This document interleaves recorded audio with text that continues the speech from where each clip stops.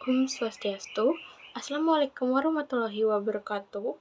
Shalom, nama budaya, salam kebajikan, salam sejahtera, dan salam harmoni. Baik, di sini saya Nike Turnisa Cintia Devi dengan NIM 2411031516. Di sini saya akan menjelaskan terkait materi tentang analisis sistem pendidikan. Di sini saya akan membahas 3 rumusan masalah.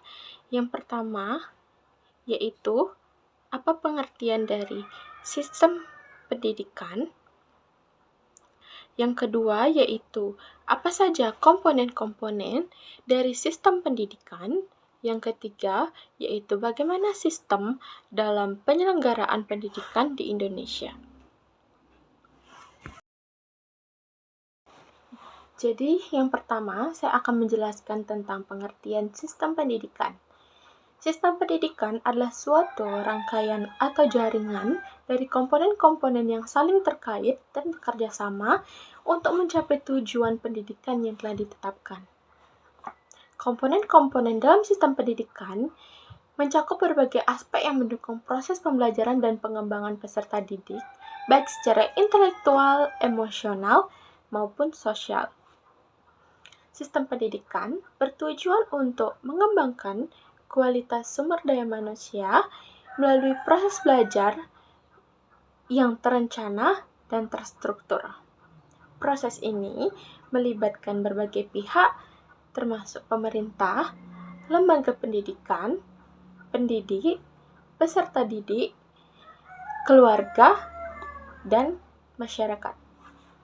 Dalam sistem pendidikan, tujuan utamanya adalah menciptakan individu yang tidak hanya terampil secara akademis, tetapi juga memiliki nilai-nilai moral, sosial, dan budaya yang sesuai dengan kebutuhan zaman. Sistem pendidikan mencakup berbagai bentuk dan jenis pendidikan seperti pendidikan formal, pendidikan non-formal, dan pendidikan informal. Masing-masing jenis pendidikan ini memiliki cara dan tujuan yang berbeda, namun tetap terintegrasi dalam suatu kesatuan sistem yang mendukung pencapaian tujuan pendidikan yang lebih luas. Baik, yang selanjutnya saya akan membahas tentang komponen-komponen dalam sistem pendidikan. Yang pertama, ada tujuan pendidikan. Tujuan pendidikan adalah hasil akhir yang ingin dicapai oleh sistem pendidikan, seperti membentuk individu yang berpengetahuan luas, memiliki keterampilan, dan berakhlak mulia. Tujuan ini bisa bersifat nasional, institusional, atau personal, seperti mencetak tenaga kerja terampil atau membentuk warga negara yang bertanggung jawab. Yang kedua, peserta didik. Peserta didik adalah individu yang menjadi fokus utama dalam proses pendidikan. Mereka bisa berasal dari berbagai jenjang usia dan tingkat pendidikan. Yang ketiga, yaitu pendidik. Pendidik seperti guru atau dosen adalah individu yang bertugas menyampaikan ilmu pengetahuan, keterampilan, dan nilai-nilai kepada peserta didik. Yang keempat, yaitu kurikulum. Kurikulum adalah rencana pembelajaran yang mencakup mata pelajaran, materi, metode, pengajaran, dan penilaian yang dirancang untuk mencapai tujuan pendidikan. Yang kelima, ada metode pembelajaran. Metode pembelajaran adalah pendekatan atau strategi yang digunakan pendidik dalam menyampaikan materi. Contohnya adalah metode ceramah, diskusi, pembelajaran berbasis proyek, eksperimen, dan pembelajaran daring.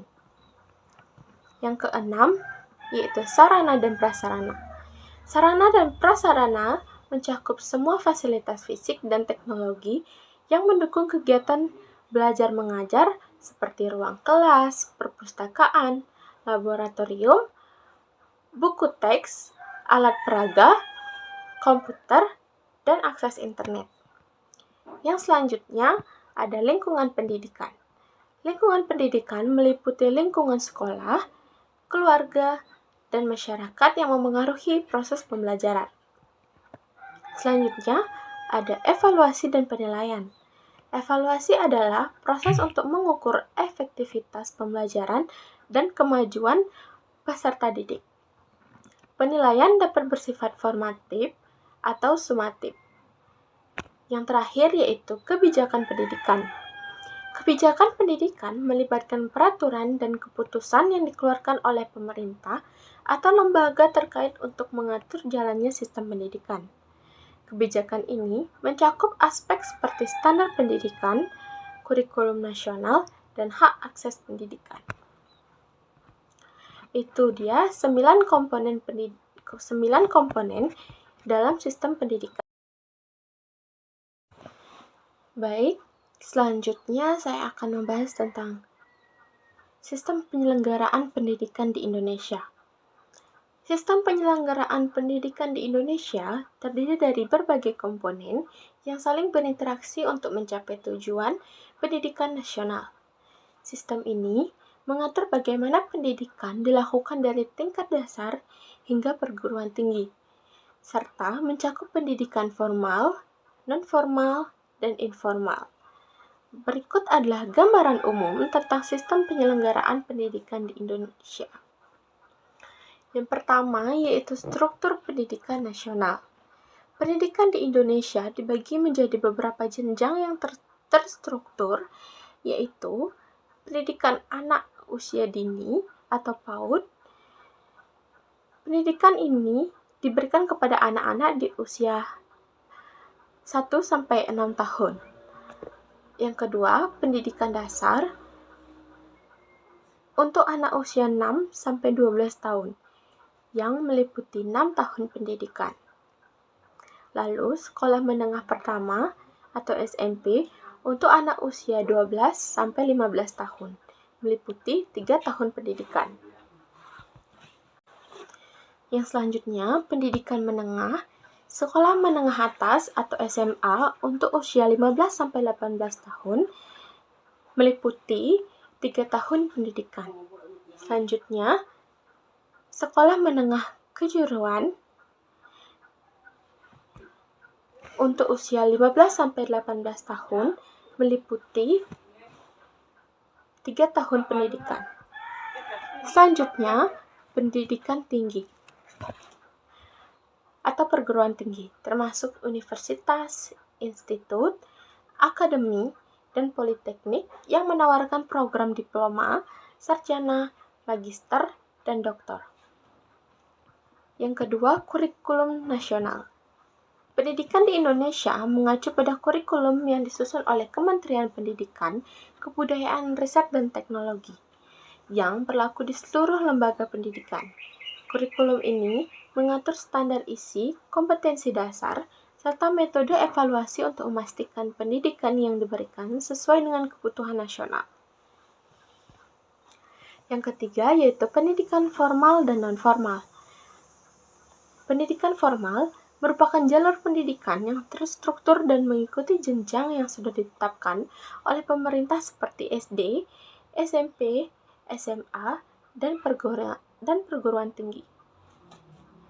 Selanjutnya ada pendidikan non-formal, adalah pendidikan yang tidak mengikuti jenjang formal tetapi tetap terstruktur, seperti kursus, pelatihan, dan lembaga pendidikan luar sekolah atau LKP, yang bertujuan untuk meningkatkan keterampilan atau pengetahuan. Selanjutnya ada pendidikan informal.